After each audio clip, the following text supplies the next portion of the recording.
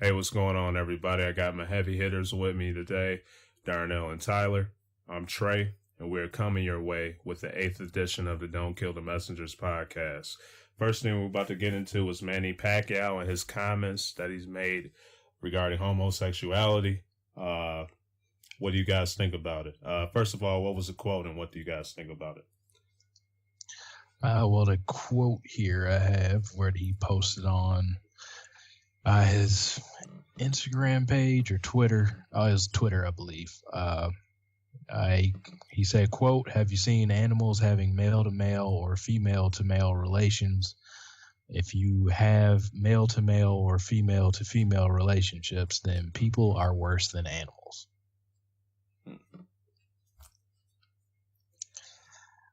So I guess I read it, so I'll jump straight in on it. My feelings on it is, some people just don't know when to shut up. I know there's a certain sect of people based on their religion. They have certain feelings about homosexuality. I don't think it's right to say anybody's worse than an animal or to demean them in that way. If you have your personal feelings in regards to homosexuality, so be it. But I think he went way too far on that. And if he's actually factually wrong in it, because scientists have pointed out there are some animals that do have shown tendencies to have homosexual relations. If you look that up, you can find it. So, but he said something really stupid, and he's paid the consequences by losing his Nike, his relationship with Nike. They dropped him from his sponsorship. Mm-hmm. All righty. Yeah, I'm kind of with you there too, Darnell.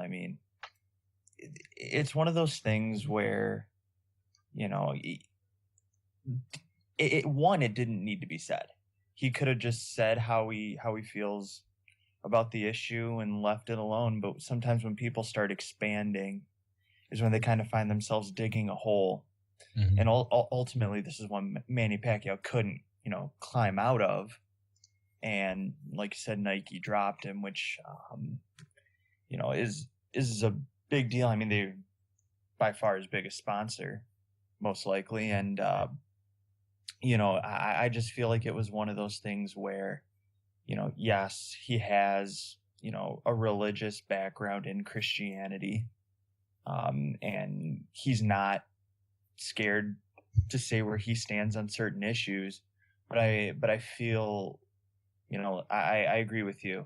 I don't think he should have started comparing people to animals. Once he kind of got past how he felt about it, he just needed to stop. Yeah, I can see where both you guys coming from. Me, I think the whole animal aspect of it really hurt him in that regards. I don't really care about the whole situation. If you believe homosexuality is right or wrong, that's your belief. I don't really care. But when you start to kind of get to the whole name calling thing, or associate someone with an animal or something like that, that's where it can get to drawing the line. Now, just do with where he's from, because I think he's from the Philippines. So culturally, they might have that view towards homosexuality with their culture. But still, when you have an endorsement with somebody else, when you say those things, it could leave a huge imprint on the company that's endorsing you. So, Nike, that's their right. They could have easily dropped the guy if they wanted to. But, if he really was concerned with that, you got to be careful with your comments. Absolutely. Absolutely. I don't mind people speaking their mind out in public. Feel free. Got a right to free speech. You just got to be careful. If you really want those endorsements or not, how the company, they could respond due to you saying certain type of stuff. So, his beliefs are his beliefs, but the whole animal thing, I think that really raised it up to a whole nother level. So going off of that, when you get a sponsorship like Nike or Adidas or Under Armour or basically anybody, you become their spokesperson. You are putting their label out in the public for them. So Pacquiao taking this stance is not just Pacquiao putting himself on the line. He's also putting Nike on the line too. And Nike just doesn't want to have to deal with that, especially in a society where we're all about being politically correct and being, very cautious of other people's feelings, really. Nike probably did the easy thing by dropping him. Whether it's the right thing or not, I think that's a different conversation. Yeah. Well, I mean, Nike's a business. They sell stuff to gay people and straight people. So I don't think they were looking at isolating whatever the percentage is of their customers. Mm-hmm. So true. They have many athletes that have no issues in that regard that they can go to. And I mean, Pacquiao, for as great a boxer as he's been over the last couple fights he's had, he's not been doing too well. So, I mean, he should have been a lot smarter in himself. Like Trey said, he had the right to say what he wanted to say, free country and all that. But Nike also has the right to say, we're not paying you anymore for saying that. So nobody's going to jail over what they said. But, the company has a right to look out for their bottom line. Yeah, absolutely. And, that is another thing I think people need to remember, that, when it gets down to endorsements and stuff, it's a business. And ultimately Nike wants to, make their money and have, the people they want supporting their image out in the public. And they have every right to drop Manny Pacquiao from the business standpoint. They can do whatever they want, just like you said. And I think people need to remember that, and not just either get all bent out of shape because there's going to be the side that says, Nike just, is against Christianity and things like that. It's like, well, no, they're really not. They just want a certain image in the public. Yeah, they're not for offending sects of people. That's what it comes down to. Is not them being anti-Christian. It's just them being anti-discrimination or offensive. No, completely agree. And I think that's kind of an important way to kind of look at this issue, especially, since we live in an age of social activism, and where you might see some people try to take a stand against Nike now, and it's like, it's a business, people. Mm-hmm. It's okay. It's not the end of the world. Yeah. Any other comments, guys? I just know, he got dropped by Nike, but I still think he still has a good amount of money in the bank, regardless of how sorry that Mayweather fight was. He still got a nice piece of change in there. So it really shouldn't hurt him that much. Yeah, I definitely agree in that sense. I also think it'll be interesting to see. I don't know if he has any fights lined up in the near future, but do you know? I think he was in.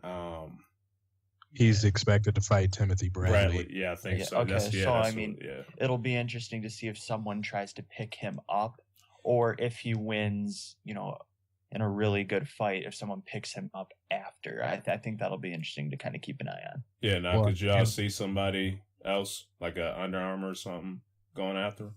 Not for a while. Because now with this fight coming up, I kind of wonder if there's going to be any push, because when he fought Floyd, he was the White Knight and Floyd was the villain. Yeah, I wonder if all of a sudden Timothy Bradley gets a bunch of fans all of a sudden. Yeah, because I know like even Magic Johnson, because he has a son that's gay. Like he tweeted something about he wasn't. I don't know if he just said like for this upcoming fight, but or just like all the rest of his fights, that he wasn't going to see Manny Pacquiao fight. So obviously that offended him for that case. So I think most people, especially if you have any close relationship to somebody that's gay, even if, like I said, even if you disagree with the lifestyle yourself, like you're probably going to be offended when somebody says somebody close to you is worse than an animal. Yeah. So, Yeah. True. All right. Any other comments on this, guys? No, sir. All righty. Up next, we're about to get into the NFL. I was over at Darnell's house last week when they was having a CNN special talking about CTE and concussions. Just wondering. Well, real quick, before we get into it, any of you guys see the movie Concussion? not yet, but All right. I've been looking forward to seeing it. Actually, just haven't gotten. Okay. Yeah, what about you, Side? You haven't seen it? I'm in the same boat. I've not seen it yet, but I've read on it a little bit, and have a main idea of the movie, but haven't seen it yet, so I don't know details of the movie for sure. Yeah. Okay. Same here. I want to see it, just haven't gotten to it yet.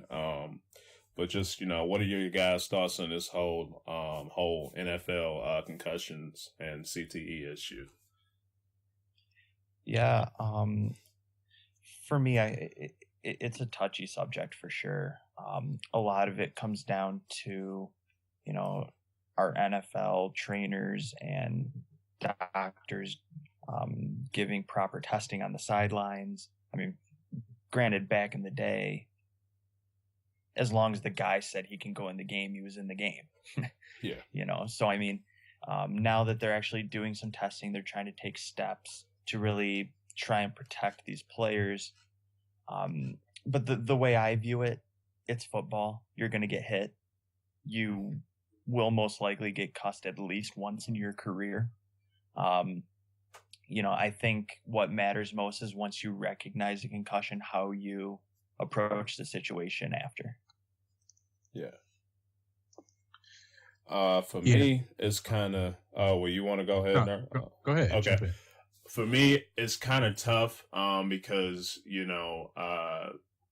my whole thing about it is like the guys who like back in the day who played football. I think there should definitely be like a type of pension or something for them that played, because they weren't getting the whole concussion CTE thing was not getting nowhere near the coverage that it is now. But now it's like, we have all this information out there, it's kind of like, it's your choice. Do I want to go out there and make all this money and play, regardless of the possibilities of the injuries that could happen during the game, or, should I just play it safe and, go to college, study to do something else, or, what? But, the people who like started off playing the game, back when football was really hard nosed, with this whole, they have the whole targeting issue and all this stuff now. I could definitely see like them, they should definitely do something for those guys. But now it's kind of like, okay, I know about the risk. A whole bunch of other people know about the risk of the game. It's kind of like, about it. So it's kind of like, the risk and everything. So it's kind of like up to you to decide whether or not you want to play. Yeah. I mean, I definitely agree with that somewhat, but I mean, just kind of when we chatted about it when we were watching the CNN special, in regards to Fred McNeil, former player for the Vikings, the same guy that's the center of the concussion movie, Will Smith's character diagnosed this guy. Well, figured he had it before death, and they confirmed it after he died with the autopsy of his brain. They found the lesions and everything, so we got into the discussion about it. And basically, kind of what I had said is, we're still gonna have football. People love to watch it. There's gonna be people that sign up to play. But basically, what I see, the game is still gonna continue to change to be less violent, and I think, from a talent perspective, the quality of the game is probably going to go down for the simple fact that more and more parents are not letting their children play. Mm-hmm. So you're not going to have people playing football since they were 5 years old. Like I see that forever evolving now. Because I mean, it's just more like you have NFL players saying that I'm not going to let my kid play tackle football until a certain age. So like, and I don't think we're too far away from legislation even where probably some kind of rules get made where you're not allowed to play tackle football until you're 16 or 17. You're like your junior year in high school, and then once you're close to being an adult, then you can make the decision for yourself. And like I said, I think that's going to bring down the quality a little bit, and we're going to continue to get rule changes to protect players. I mean, we already have, like Trey said, we have targeting rules. Mm-hmm. We have certain weight, like a running back can't lower their head if they're inside the tackle box, and just different. If you basically touch a quarterback's head, you get a 15-yard penalty. Like I just think all of that is due to this concussion and CTE issue. And I mean, and the NFL is feeling the pain on this too. I mean, they have lawsuits being thrown at them left and right from older players because they're not stepping up to take care of them. I mean, a lot of these older players, yes, they signed up to play, but back then the worst thing you worried about was, being paralyzed from taking a hit or getting hit in the knees. But I mean, even you have players today that say, I would rather still get hit in the knees than the head. So the head. It's kind of crazy, but it's So some of these people, I mean, it's their livelihood, it's their ticket out. I mean, you have this talent that can make you millions of dollars. But going back to the older players, this was before you had making nowhere near the money. Yeah. I mean, some of the players that have, put their lives on the line for this game, they were making probably what I make in a year at my job. Yeah. Like you had people that in the off season were still working, keeping jobs. So, I mean, there's with the accumulation of all of those factors, I mean, I can't see any way that the game doesn't change 10, 15 years down the line. Okay.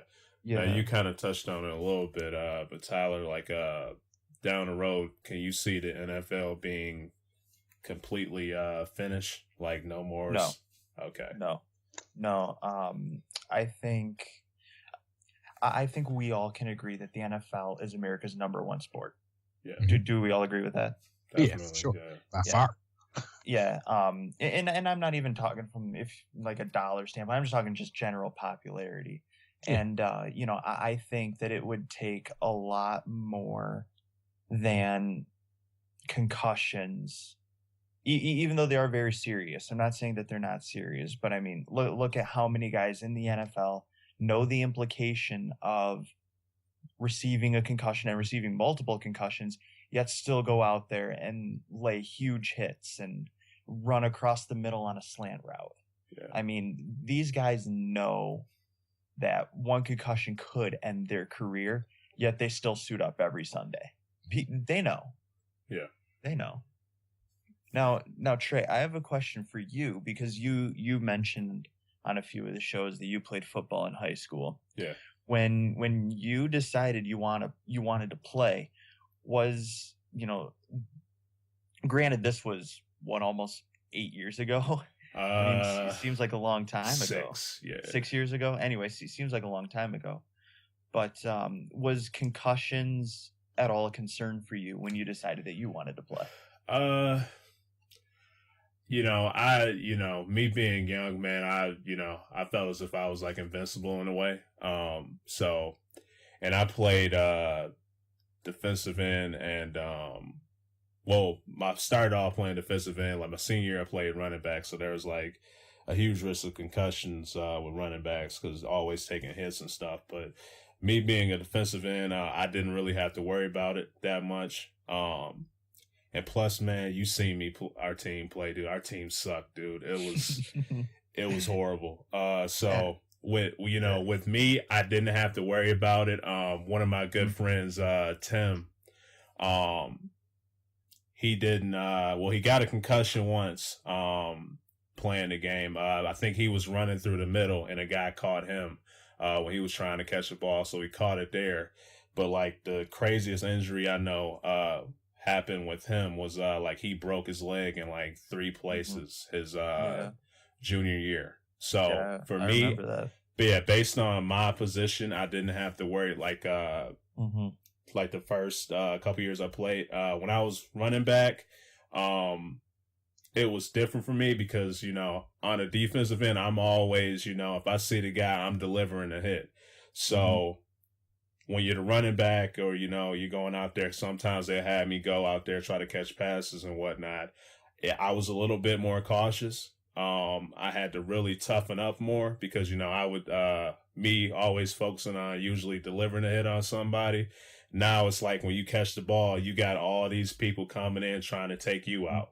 So, you know, always, like I tried my best to protect myself. Always, you know, guy come up to me and try to stiff arm him or something like that to try to take as less damage as I possibly could, because you keep getting those hits, man. They definitely add up. You're gonna feel them the next day. So definitely learned one thing. Definitely taught me when I was on offense. You know, definitely take care of yourself. Try to take as much damage as possible. I brought up Luther Ellis a couple of weeks ago when he used to coach me. You know, one thing he always told me, I always remember, he said a lot of times when people get injured, it's because they're not going 100 miles an hour. You know, a lot of people when they get on the field, you know, they'll stop playing, or, you know, they start to take it easy. They won't give it their all. You know, he always told us when he used to help coach the team, he always said, man, when the play goes, make sure you're going until the whistle stops. So always, you know, make sure I was active doing something too, because, you know, kind of like with offensive linemen or something like that, a person can roll up on the back of your leg or something like that. That can be an injury too. So just to always, you know, just protect yourself. And, you know, once you're out there on the field, make sure that you're, you know, going 100 miles per hour, giving it your best, because you can end up getting caught with somebody hitting you, blindsiding you or something like that. So got to stay active and just protect yourself, especially on offense. You know, if you got the ball, somebody's handing the ball off to you, they're passing it to you, know that they're coming to get you. So, you know, hold on to the ball tight. Make sure, excuse me, your head is head in up. the right place. Exactly, head up. And, you know, once you get those hits and everything, you know, just wear your equipment to. There was a lot of fools too, you know, that was on there, go to practice, wouldn't be wearing their equipment for some reason. So, you know, you wear your equipment, go 100 miles per hour, you know, you should be okay. Injuries always going to happen. You're going to feel banged up. But, you know, those were like the key three things for me, especially when I was on offense. So defense, I don't really, you know, some people like to lead in, you know, with their head on defense, but, you know, always talk, you know, when you tackle somebody, just keep your chest up and your head up. So don't really want to lead in with your head and stuff like that. So there's a technique for it. A lot of people, they don't use the proper technique when they tackle, especially like with these professionals nowadays. You just see them kind of like dive in, just throw their body right into it. Yeah, you know, they don't really do the proper thing, but you know, doing the technique and, you know, properly taking care of yourself, doing the basics of what they teach you when you're starting off in like high school and stuff like that. If you do those, I think that'll really help a lot in terms of injuries and stuff. I just think, you know, especially with the NFL now, you don't really see a lot of people going in for a tackle, wrapping up like they should. You know, they'll be throwing themselves right in the middle, try to take a person's head off. You know, I really think, you know, if you do the basics and, you know, properly fundamentals. Fundamentals, exactly. You know, do the proper fundamentals. I think that will help a lot in regards to injuries.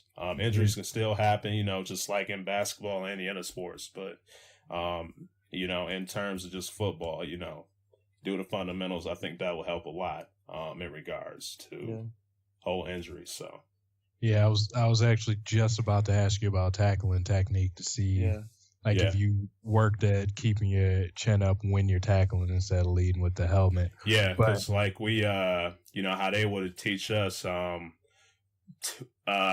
we football in high school nowadays, because they can only like practice tackling, I think once or twice out of the week now in Michigan, where we at. I don't know about everyone else, but when we played, we would usually take the first 3 practices out a week, we'll do a tackling drill. Keep your head up. When you get ready to tackle somebody, you want to keep your head up and put your face mask in their chest. Yeah, put the face mask into the chest, and then push up, with your chest and tackle them. You don't really see that a lot, up in nowadays in the NFL. You just see these guys just going out there trying to kill each other and stuff. So, everybody loves nice big hits, except for the person that's actually getting hit. That's taking it, yeah. Yeah, so good entertainment. But yeah, I just think, a lot of that stuff, because I don't really think, in the NFL, they really do a whole lot of tackling exercises that much. But I really think, if they were to just spend time doing the fundamentals, that would help a lot, just in terms of head injuries. Because how many times have you seen a person, I said chest up, head up. How many times you've seen a person go for a tackle or something with their head down?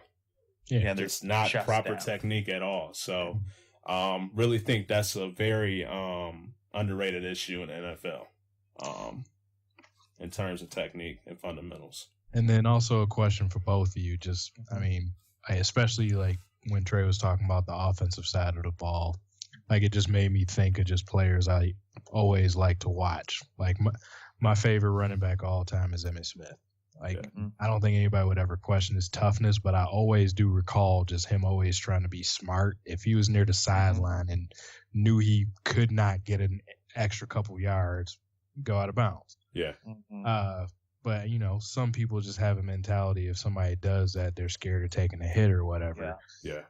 I basically always saw it as like, why take an unnecessary hit? Like, you got a first down or you got your yards. Like, why take a hit where you might get knocked backwards or you might fall for another 2 or 3 feet?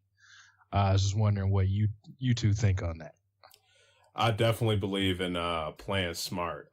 Quick little story about the first coach I had. My sophomore year, I believe I had my wisdom teeth taken out. So it was when practice started. There was a certain amount of days you got to go through, like 2 days or something before you get your helmet and stuff. My coach, since I was out, due to wisdom teeth, my coach thought it would be a good idea if I just played against people without my helmet. So, like, they got on, like, helmets and stuff. I'm going against them without a helmet, going up, blocking them stuff, and they, like, literally, like, hitting the hell out of my face with their mask and stuff. So I'm sitting there like, okay. But I just like remember that was like, that was just like a crazy moment for me. Like I'm out there on the field playing against these guys, going full out in practice. I don't have a helmet. These guys have a helmet, just hitting me across my face and everything. Today he would be fired. Exactly. Yeah. Yeah, but I think there's a reason Treyon called him his first coach. Yeah. True. But yeah, I definitely believe in playing smart, people, like you got some NFL players, some not even just NFL, just in football in general. Like when it's cold outside, you'll be looked as a wimp if you don't if you're not playing without your sleeves, like long sleeves and stuff. So, mentally, I guess they might want to amp themselves up, but live to see another play, man, with the whole injuries and stuff that can happen. And, especially with running backs, how they have short life expectancy in the NFL. Not that many last long nowadays. Mm-hmm. Definitely preserve your body because it's a long season. You're going to feel bumps and bruises. You want to take it easy on yourself as much as you can. Yeah, completely agree. I think one example we kind of see that in the NFL today is with Russell Wilson. How many times you see him running toward the sideline and sticking the ball out that extra, whatever he would fall forward. Yeah. That 2.5, 3 feet or whatever it is. I mean, I completely agree. There's no point for taking an unnecessary hit. You have a 16-game season, and I agree with what Treyon said. Playing smart is sometimes just as valuable as playing tough. Yeah. Now, if it's like the last play or something, you need to push for that extra, yard or two. to get into the end zone or something, I could see that. But for sure, yeah, it's one thing if it's the last play of the game. You got bulldoze one in. 14 minutes left in the quarter. It's a tie game. It's not worth it, man. Preserve your body. And go out there, and go for another big play or something. So but completely agree though. Smart play is good play. Don't want like my last coach, the coach who replaced my first coach. It was so crazy. He played in college at Central Michigan, and he couldn't even bend his. I think he was I want to say 50, and he can't even bend his knees anymore. He can't even bend down to pick up a penny or something. So, all that just hard-nosed play. And, he's played especially where it was hard-nosed football. He used to tell me times where he'd go up against a player he didn't like and he'd bite him or something as he was tackling or something.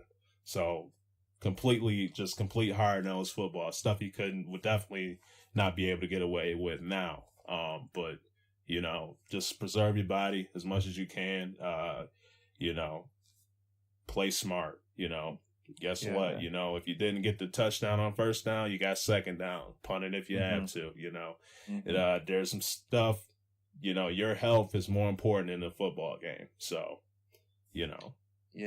just another quick question, I guess, another take on this. You hear a lot of analysts and a lot of people saying, to try and prevent concussions, people are starting to tackle lower.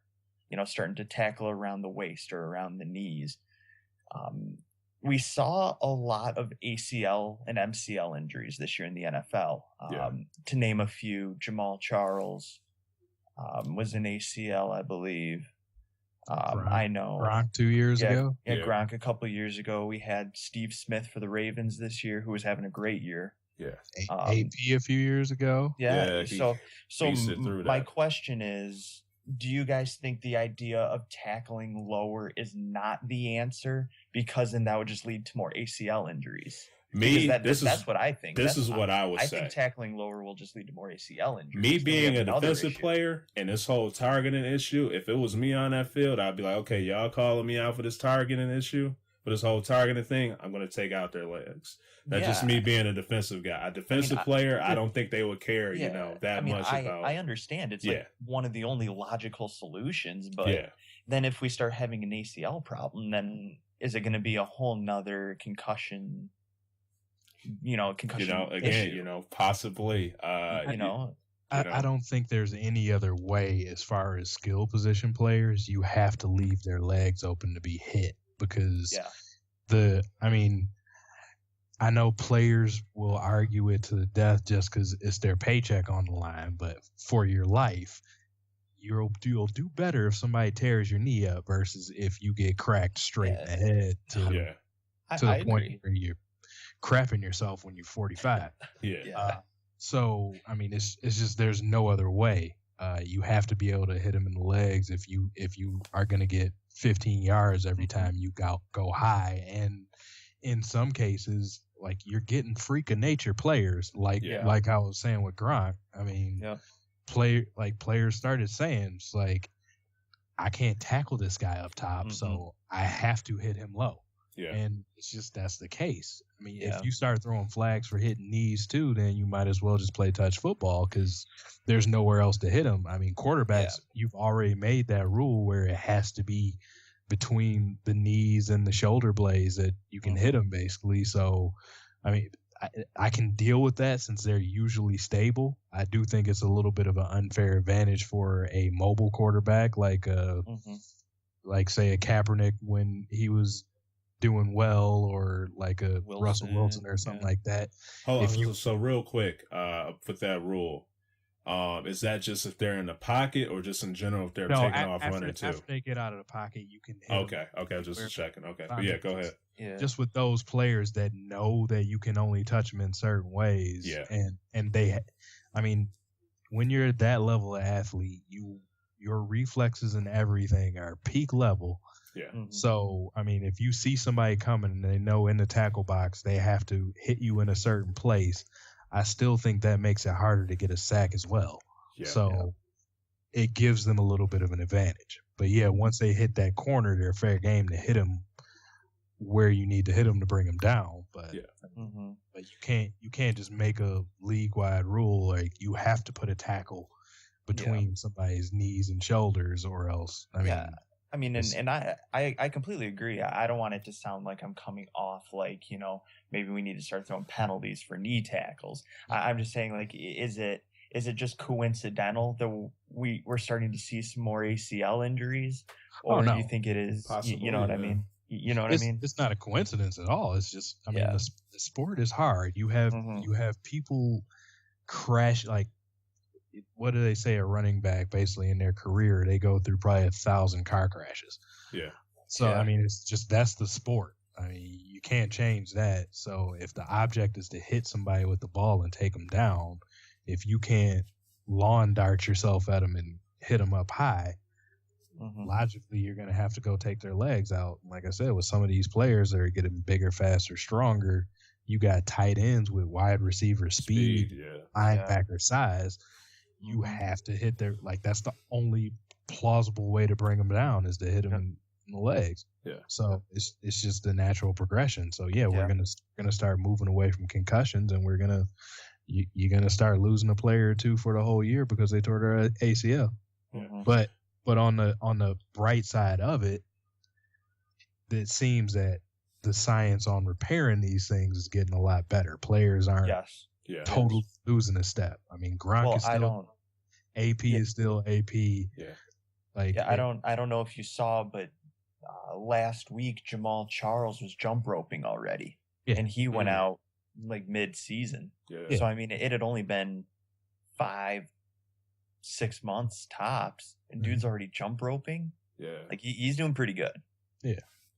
Now, another thing I'd like to ask you guys too is, because they're changing the rules and stuff for the game. Like, what are your thoughts on the like whole targeting thing and stuff like that? Me, I'm a little shaken by it because you got to look out for the health of your players and everything like that.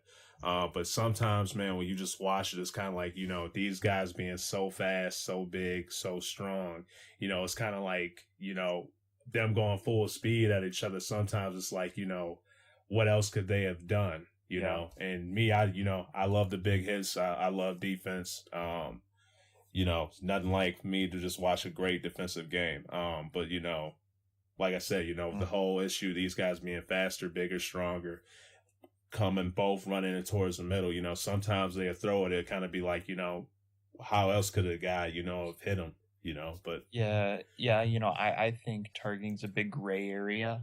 Yeah. How many times do you see a defender go in for a big hit and the offensive player, is basically getting ready to just take the blow. Yeah. And he, bends his knees a little bit, really trying to get leverage, and therefore his head drops. So you'll be tackling a guy in what would be roughly his chest or shoulders, and you make contact with the helmet. You get ejected for targeting, but the offensive player kind of fell right into it. Yeah. So it's like, okay, yes, there was helmet to helmet, but it was still kind of like the offensive player basically made himself even more vulnerable for a helmet to helmet hit. Yeah. So it almost, I don't know what you can necessarily do with the targeting call to either make it any better. I don't know, because basically if it's helmet to helmet, you're done. There's really no other way about it. I just the way I see it, I can't put a statistical number to how many I've seen, but all the time you see an offensive player try to take the hit, and he lowers and he just lowers himself. Pittsburgh game with the whole Antonio Brown, that whole, that one was a little different though. Yeah, well, true. He was coming off the pass, and he was just kind of considering the play dead, and Burfict came in and just popped him one. Yeah, but I mean, I think the most common time you would see it is either a quarterback about to get sacked or an open field tackle opportunity. Those would be the two places you see it, because those are the most times where an offensive player gets ready to absorb the hit and he kind of lowers himself and therefore puts his head right into the tackling position. Yeah, I can agree with a lot of what both of you said. I mean, I'm not I'm fine with the targeting call, but I think it has to be kind of like how they do in college, where basically it's reviewed and like, because I think it's a serious call. So I mean, like, one of those can win or lose a game because it gives the offense a first down. So I think when somebody feels the need to call that flag, I think that's something that has to go to the booth. You review it. Is it a situation where, like what Tyler is saying, a receiver is bracing for it, so they're lowering and basically making their head a target, or if the defensive player was actually going for him? Because I mean, it's definitely getting to a point. Like, I know everybody loves scoring, and I mean, I feel like every sport is just trying to open up the game to allow for more scoring, but I mean, they're just more and more handcuffing defensive players, especially players in the secondary. Yeah. I mean, like, you can't do much bump and run coverage, or else it's a pass interference call every time. You can't like touch anybody if they're going for a ball, even if it really doesn't even affect what's going on. It's pass interference. So, I mean, I don't know how that's going to change, because I just feel like every rule over the last 10 years has been to open the field up and allow for more scoring. Yeah. Now, another rule, like what they do, especially in college, you know, if you like lose your helmet, like in the middle of a play, you have to like sit out a play or so. Like, what do you guys like? You guys like that one, or do you think it's a little excessive, or what? I personally like it. You don't like it? I don't. Okay, what about you, Ty? I do like it. Oh, okay. Let's see. Okay, argue it out. Okay, I like it because if a player can't keep his helmet on, why should he be on the field? I mean, if the piece of equipment is there for safety, and there's a difference between a player coming along and ripping off the helmet, and a difference between the helmet just falling off. I want to make that totally clear. Yeah. Like, if the helmet just falls off, you know, it's like either the guy needs to get a better fitting helmet that will protect him, or he needs to be off the field, because if they're really worried about safety, and I believe at the college game they're a little more cautious than they are in the NFL, but I really feel that the ability for a player to keep his helmet on is vital when you're on the field. Like, on the basis of what you're saying, I agree with it, but my question is, okay, when he goes to the sideline, are you giving him a tighter fitting helmet or one with a better snap on it? No. They're having him put the exact same helmet on. So what's the difference in just saying, put your helmet on, re-snap it, and go get on the line? I mean, basically all that's doing is costing, like, especially if it's a key player. Exactly. That can cause a big play. So I feel like it's kind of... Yeah, go ahead.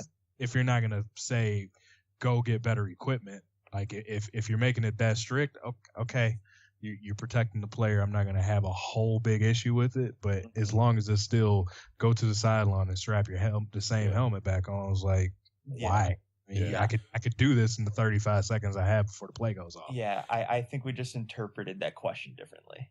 Yeah, like I think you know, and plus it's like only like one play. You know, if you truly got dinged up, I don't really think, you know, one little play is gonna, you know, have that much of an effect on it, you know, except for, you know, a key player being out or something like that can cause a big play to happen. So it's, you know, I could, you know, safety, they'll say it, but to me it's kind of like, you know, it's one play, you know. When you play football, you get plenty of time to huddle up.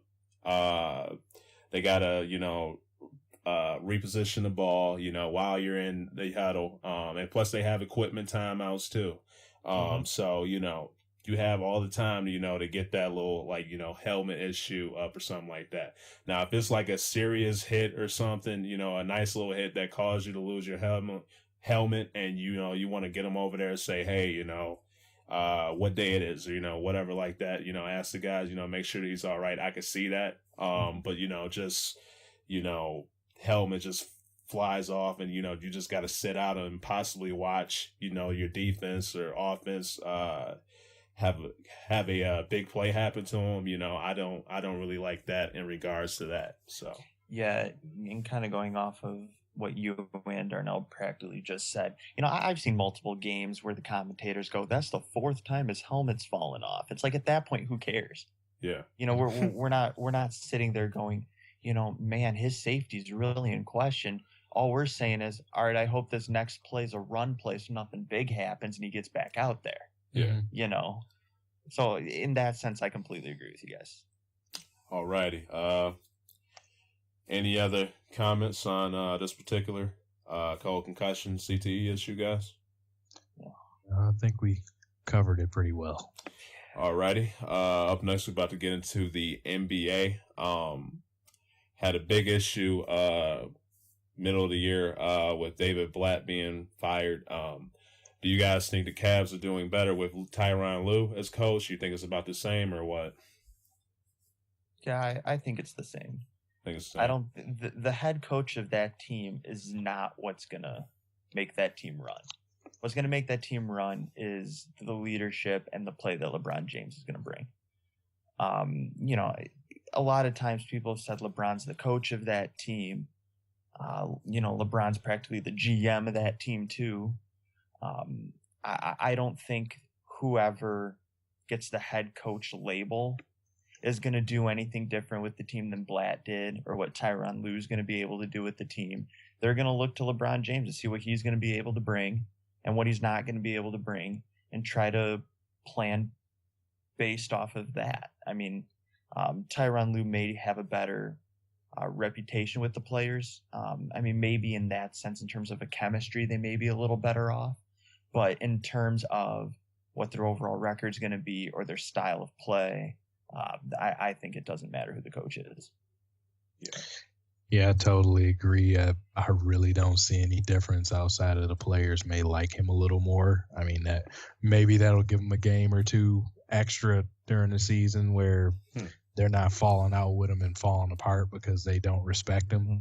They at least respect him, so I guess that's one little positive. But yeah, I mean, just kind of how Tyler said, that team will go as LeBron goes. Yeah, and I mean, basically he's calling the shots anyway. Like, I mean, I don't even really think Dan Gilbert can tell him anything. So I just feel like nothing really changed. They just he wanted a different guy sitting at that coaching seat to make some substitutions. Like, if anything, that's what Tyronn Lue is in charge of. They haven't changed their offense.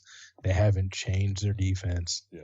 Well, one thing I know, like, as soon as Tyronn Lue started there, he said he wanted to get them in better condition, so they could push the ball up the court more and play with better pace. Have you guys seen that all, or do you think it's the same, or what?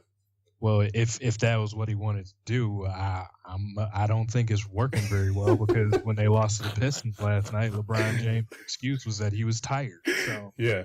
I mean, LeBron only put up 12. Yeah, so the conditioning must not be too great if the reason you lost to the Pistons, who aren't even in the playoffs right now, because you're tired and you couldn't make it. Yeah. Plus, just coming off a All-Star break and everything that just happened too, and extended All-Star. All-Star, yeah, true. Which LeBron himself went to the commissioner and rallied for. Yeah. Yeah, I mean, I think, in terms of, Tyronn Lue and what he's really going to do to that team, I just think that, he might make a couple good coaching decisions here and there where someone can look at him and just say, that was a good decision, whether it be a player's in foul trouble and who he decides to put in, or maybe, some strategic things, but their offense is nothing that anybody's drawing up. Their defense, it's the NBA.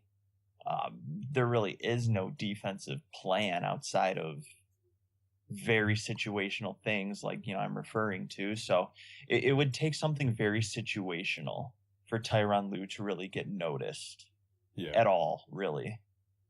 Yeah, I definitely agree with you guys on that. I just think maybe it helped them, in a comfortability standpoint, you know, they can call a timeout or something and actually trust and have faith in their coach to do something, I guess. But other than that, you know, I still see the same team.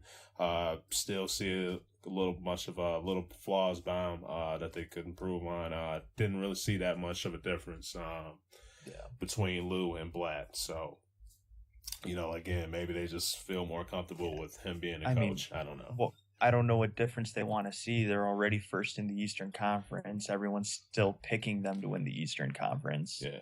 So I don't think it was an issue of the Cavaliers were looking to get better. I think they were just looking to maybe build that chemistry up just a little bit. Yeah. So with you know, you just kind of just said it, you know, them being first and everything. You guys still think that they're the team to beat in the East? Yeah. Yeah. Okay. I mean, I don't see Toronto really being able to beat them, and Toronto is really the only other team I would give a shot. Yeah. Maybe Chicago will get it together, man. They're disappointing this year, dude. It's sad. I don't know. Yeah, Chicago's an interesting bag of tricks right now. I mean, they don't have Jimmy Butler right now. Yeah. Derrick Rose can be in or out of the lineup any night, but is playing a lot better basketball. Yeah. Over his last man. bunch, he might get an ACL injury or something. Yeah, I mean, but since the All-Star break, he's averaging about 25 points, 26 points. So, yeah, I mean, they could be interesting, especially since that would be the first round matchup right now. I mean, that'd be one that could be a little scary. I mean, but I think they would get through them. I mean, they could be a spoiler that sets them up for what's next, but I don't see it. Yeah, I don't see them sticking around for 7 games against the Cavs. I don't really see anybody in the Eastern Conference sticking around for 7 against the Cavs. I mean, I could see someone maybe stealing a couple and pushing them to 6, but that would be it. Yeah. I mean, I think LeBron James is that good. Yeah, but I think that's going to wear them down once they get into the finals. They had to play like a Golden State or San Antonio. Well, it didn't slow him down last year. That's for sure. Well, they lost, but he still put up 40 a game. Hey, man, he can't do it all by himself, man. You're right. He can't, but he practically was asked to. Yeah, true. Yeah, but I mean, I kind of agree. I think this time it's going to be a different bag, and I mean that's even if Kyrie and Love are healthy for the finals. I just think the teams in the West are that much better this year. Yeah, you think so? I mean, because one thing, you know, the East did improve a lot. You know, usually you have like 4 or 5 teams, you know, barely, you know, under 500 or, you know, barely just made it over. So you still think the West is that much better? Well, the top 2 teams and the top 3 teams in the West, yes, I think are all better. I would agree. The top team in the East. I would take. Yeah, I was gonna say I'd take I'd take OKC, San Antonio, or Golden State over the Cavaliers. So, I mean, I would too. So, yeah. Yeah. But to what you were saying, Trey, yeah, the East is a lot better, but I don't think that's good for the Cavaliers. I think that makes it worse for them. Wear them down some more, yeah. So, yeah, it'd be interesting to see, man. Playoffs, we're getting close to it. So, just hang in there a little bit. So, anything else to say, guys? I'm excited for the next topic real quick. All right. GP, he made a statement about the NBA being too soft. Any of you guys got the quote right by you with what he said? I do not. I thought you pulled it up. Oh, hold on. I think I got it, actually. Yeah, you're the one who found it. Okay, yep. Said on Twitter, I could never play basketball in this soft era. All of my contract money would go towards fines. LOL. You guys agree with the statement? You know, you think the NBA is too soft or what? Yeah, go ahead, Darnell. I'll let you start this one off. I mean, it kind of goes back to kind of what I was talking about with the NFL. I mean, the NBA has also done the same deal, just a lot of work to open up for higher scoring games. I guess just offense brings ratings, I guess. So, a lot less, a lot more foul calls. Stuff that was hard fouls in the 80s and 90s are now technicals and flagrants. Yeah. And I mean, so yes, there is some to what Peyton is saying. If he played exactly like he played in the 90s, yes, he would probably get a lot of flagrant ones and twos, just because that's how basketball was played. If you came into the lane and started trying to live in their drive, and you were going to get a forearm or something to the chest, or a hard foul hitting you somewhere. Just think about those Jordan rules, man. Yeah, exactly. So I mean, we're from here, so we grew up. Or at least you grew up. We weren't born yet. I grew up watching the bad. So I mean, I'm well aware of the punishment that was laid in that time period, and Peyton came up through some of that, but he also was here due to the start of the shift. So I'm pretty sure he would have adjusted and learned how to play. I mean, it is a little bit of grandpa saying, "Get off my lawn," but there's some truth to what he's saying. Like, he couldn't play like he played in the 90s. I mean, I preferred a basketball back then. I don't know if it's just that's the ball of my childhood, seeing the greats that I got to watch. I like seeing the toughness. I don't have an issue with hand checking. I think that just made it a little harder. I think some players, I feel like Michael Jordan could average 40 a game if in his prime in this era by the touch fouls that are called. I mean, I do agree on that front, but overall, there is still a lot of talent in the league right now, as much as there's ever been. So it's not like they're lacking in good basketball. Yeah. I mean, my issue goes back to even to the old days. I wish they would call traveling at some points. Yeah, that's what people say. Oh, how will LeBron? This is my personal opinion. Like, how will LeBron do back in the day? I'd say he'd be horrible because the dude travels all the time. But if they put the players, from the 90s in this era, okay, it'd be more of an even playing field. But some of the traveling is just horrible, like you said, Darnell. But just based on the statement, I do believe that the NBA, has gotten soft on some stuff. With some of these fouls, man, you will see a guy blow in somebody's face and they'll call it flagrant. Like, you'll be like, okay, what the hell is going on? But just some of the flagrant calls that they'll call now is just absolutely ridiculous.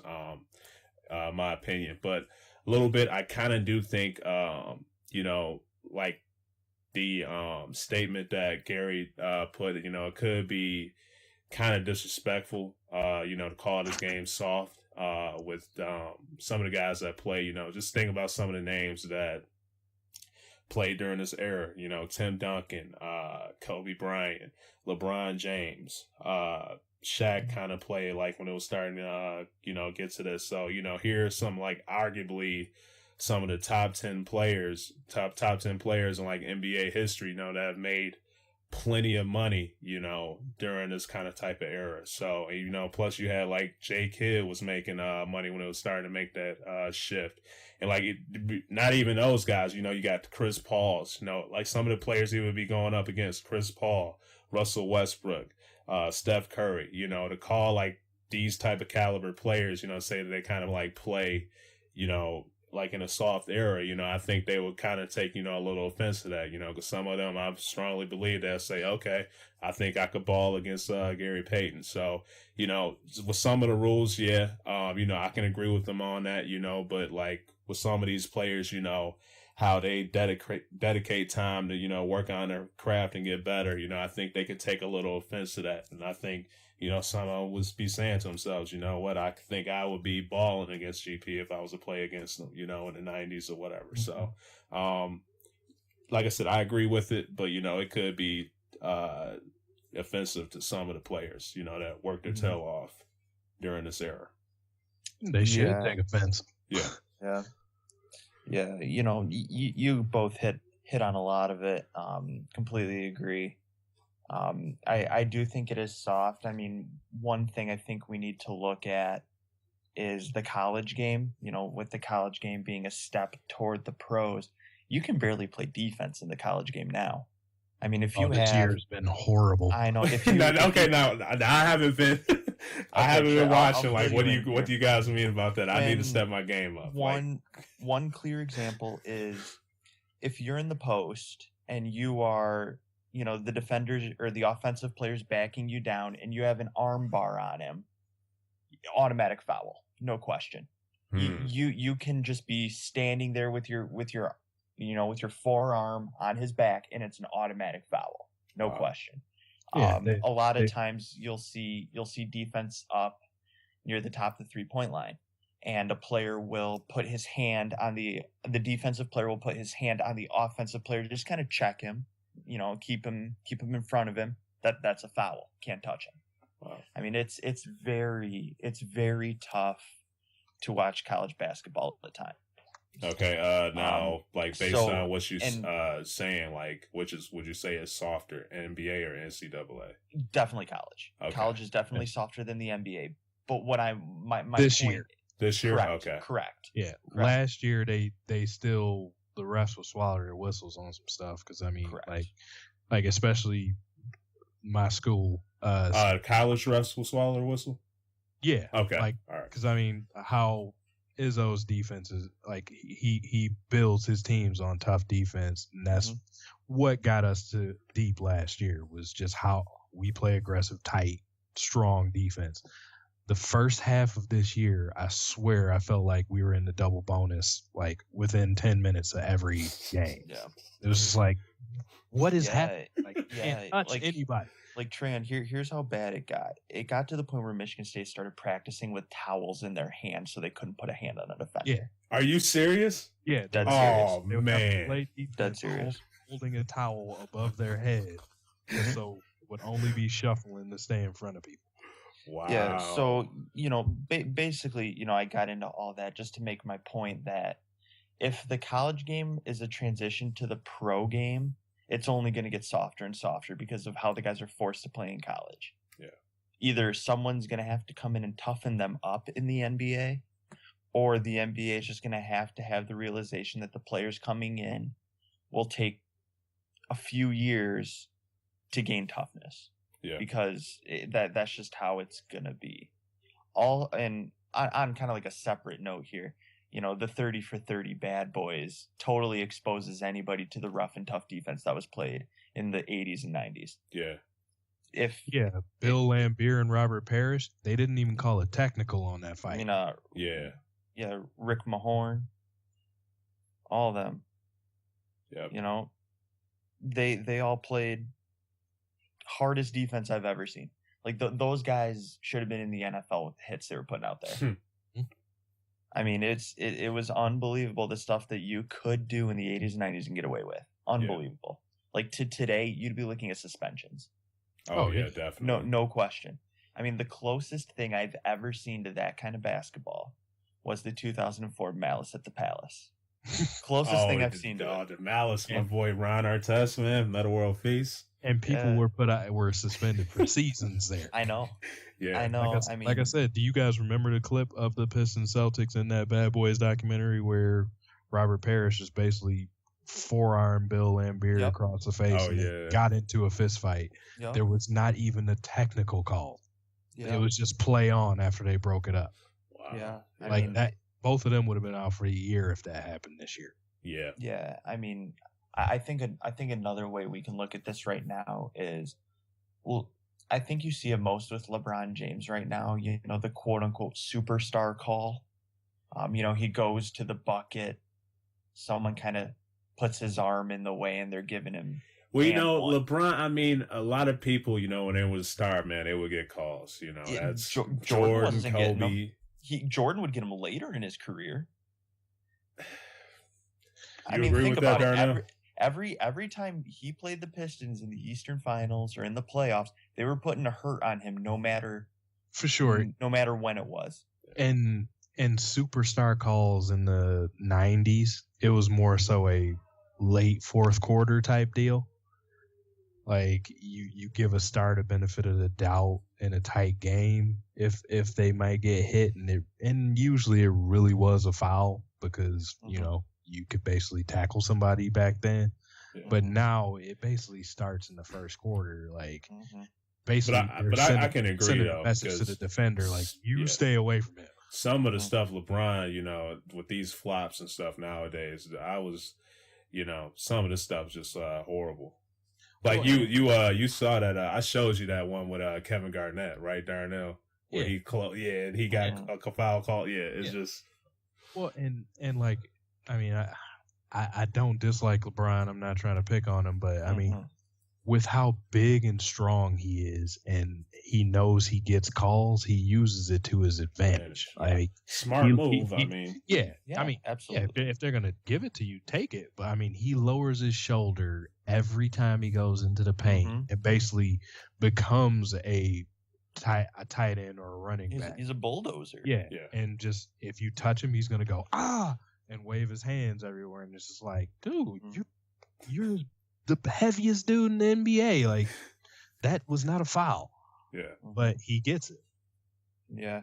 And I think some of it has to there's no real place to put a blame on the quote unquote softness that we see now. I think it's more just a mentality of people know they can get away with it. Yeah. So they go with it. I mean, Anderson Varejao made a career on flopping. Oh God, yes. So, I mean, it's I don't think it's so much. Basically, it's an attitude more than it's anything else. Knowing you can get away with it, so you're just going to act like you're getting fouled every time.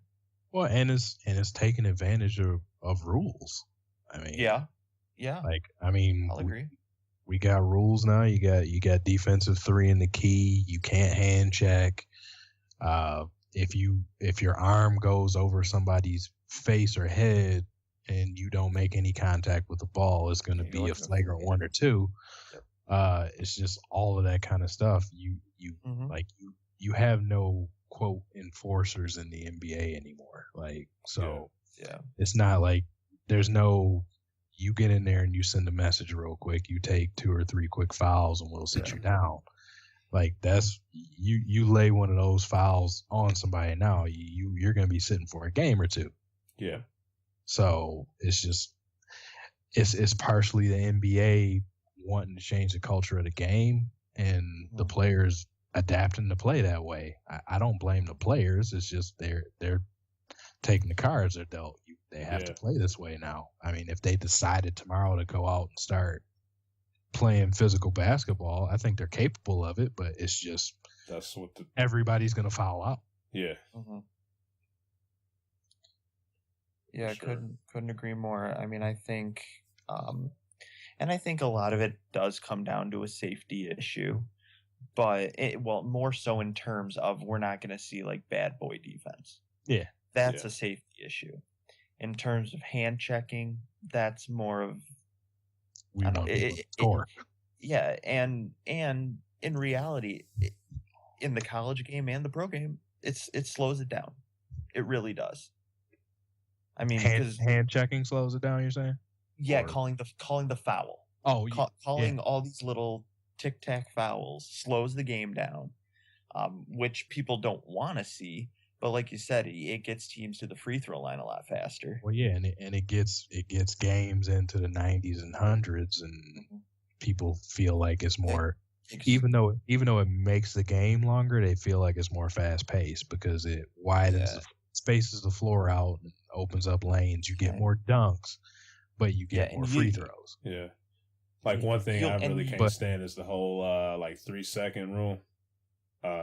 The defensive 3? Yeah, I just man, you should be able to stay up in the paint. Like that's, but yeah, I think that played a huge role, like helping like scoring and stuff too more. So.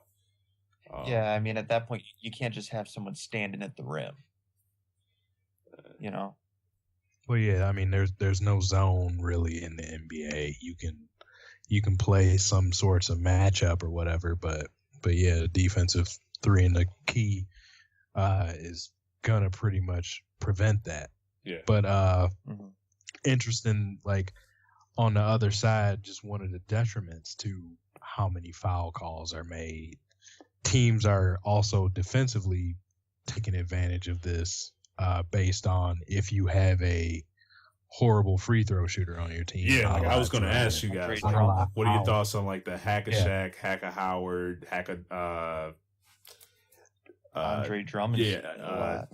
DeAndre Jordan and whatever. Like, what are you guys' thoughts on that too? Because I love inside the NBA, and like Shaq would say, it's a lot of people do it for strategy and all that, but he thinks it's basically pointless.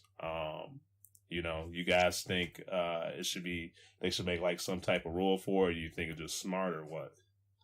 Well, I definitely think it's smart if you have somebody that's a 40% or below free throw shooter, like, and you're in a close game and you want to try to build a lead. If that's viable for you, if you have multiple bigs you keep throwing out there at them to keep getting fouls, I don't see why you wouldn't do it. I mean, if you have players where you have to put it in the coach's mind that this guy is such a liability that I probably shouldn't have them on the floor, even though they're an offensive weapon like Drummond is. Because I mean, the Clippers they've taken DeAndre Jordan out of games because of his free throw shooting. And I'm pretty sure Stan Van Gundy has thought about it with Drummond just because like it's just that point. But it just comes to a point, like, I mean, me personally, I feel like, how do you get to that level of sports and you can't shoot 70% from the free throw line? Hey, nobody's perfect, man. It's we're not asking. I'm not saying though. I'm not saying shoot 93%. I'm saying 7. Like, you can't make 7 out of 10 free throws. Like even 6 out of 10. Yeah, I was gonna say I think I can make half of them now, and I haven't played basketball in a couple years. I mean, I definitely could when I was playing high school basketball. Even what did you shoot when you was in high school? I think I was like a 70% free throw shooter in high school. Oh, that's horrible for a point guard.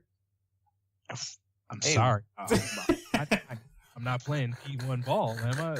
Good. Oh man. Hey, you probably shoot better than me, man. Well, like I said, I mean, I think if you put me in a free throw contest with Drummond or Howard or DeAndre Jordan right now, I bet you I'll win. Yeah. That's horrible, man. Yeah, I agree with Darnell there, though. I mean, it's strategy. Yeah, it's basically the ultimate strategy. It's guaranteeing that you're going to get the ball back. Yeah, but I could go ahead, Ty.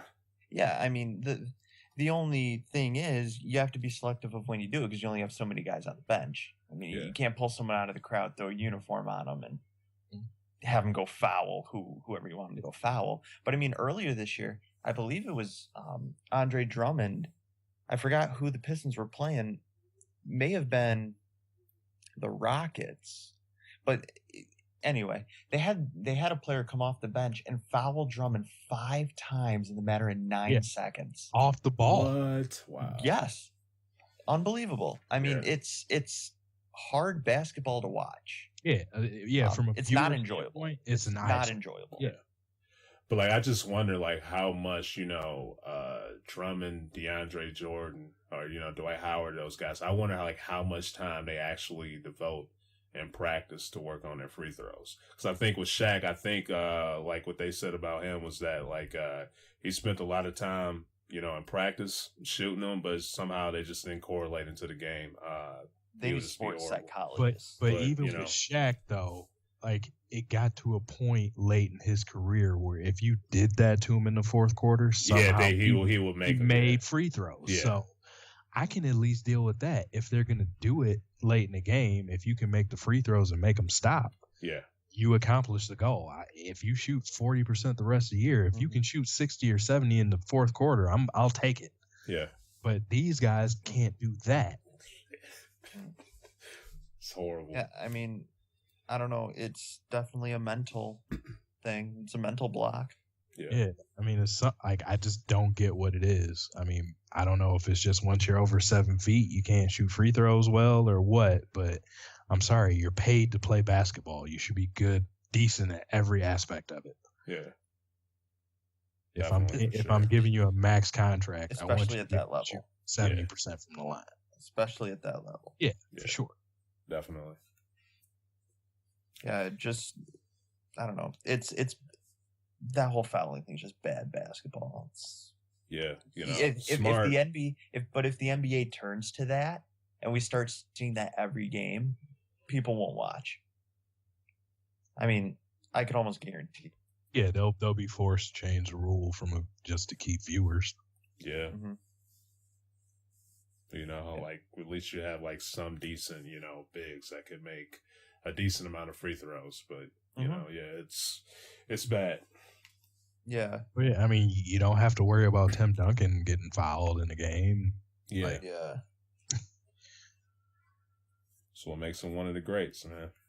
Well, so yeah, I mean, think about that. You want to be considered top 2 or 3 or 4 at your position, make some free throws. Yeah. Yeah, I mean, how many people are you going to start seeing drafting big guys that can actually shoot free throws now and passing over on ones that can't?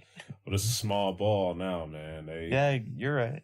Well, yeah, it's shifting more to guard basketball and seeing if you can play a tweener at the 4 or 5 to play faster and spread the floor. Yeah. Alrighty, guys. Any other comments?